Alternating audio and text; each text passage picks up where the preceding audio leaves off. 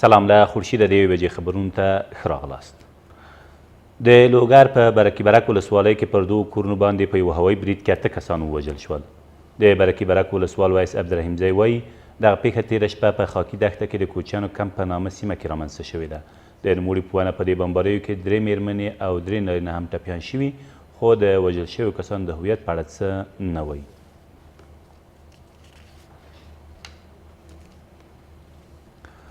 ولسمشر غني وایي جمهوریت نظام او وګړنیز حقوق دوه هغه ارزښتونه دي چې هیڅوک نشي کولی له موږه یې واخلي. ښاغلي غني نن سهار د څارنې او همغږۍ ګډ بورډ په 22مه ناسته کې چې په ولسمشرۍ ماڼۍ کې جوړه شوې وه زیاته کړه هیڅ جوړجاړی دغه 2 اصله تر پښو لاندې نشي کولی. ولسمشر یو ځل بیا په ډاګه کړه چې ټاکنې د سولې خنډ نه دي بلکې دواړه د یو بل بشپړونکي دي. د جزا د قانون له مخې په ټاکنو بهیر کې لاسوهنه جرم دی او ښاغلي غني له عدلیه او قضایي بنسټونو وغوښتل چې قانون پر ټولو یو ډول پلی کړي. د امنیتي او دفاعي بنسټونو چارواکي نن ولسي جرګې ته د ځواب ورکړې په موخه غوښتل شوي دي.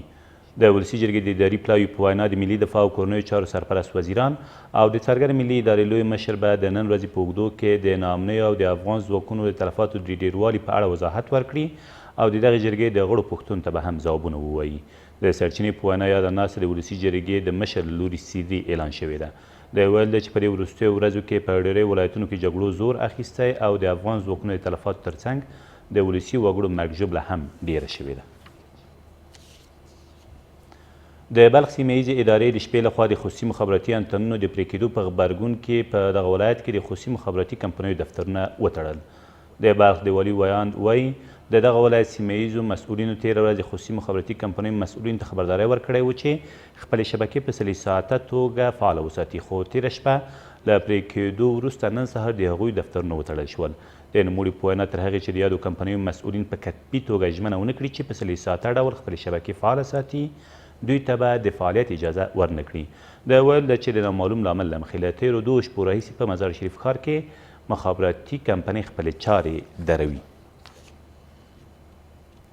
څرګر ملي ادارې د کونړ په دانګام ولسوالۍ کې د طالبانو د یوه قمندان له وژلو خبر ورکړ. دغه کس چې کرامت نومېده د یادې ولسوالۍ په سوردره سیمه کې د څرګر ملي ادارې په مخیزو عملیاتو کې وژل شوی دی. د څرګر ملي ادارې د خبرپاڼې له مخې په دې عملیاتو کې 3 نور طالبان له یو شمېر وسلو او نږدې 40 کیلوګرامه نشي توکو سره یو ځای نیول شوي دي. او په غزني کې په 2 بېلابېلو عملیاتو کې 10 طالبان ووژل شول.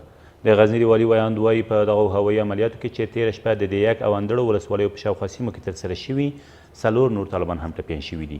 د نوموړي په وینا په دې بمباریو کې د یادې ډلې 2 موټر، یو شمېر وسلې او ماینونه هم شنډ کړای شوي دي.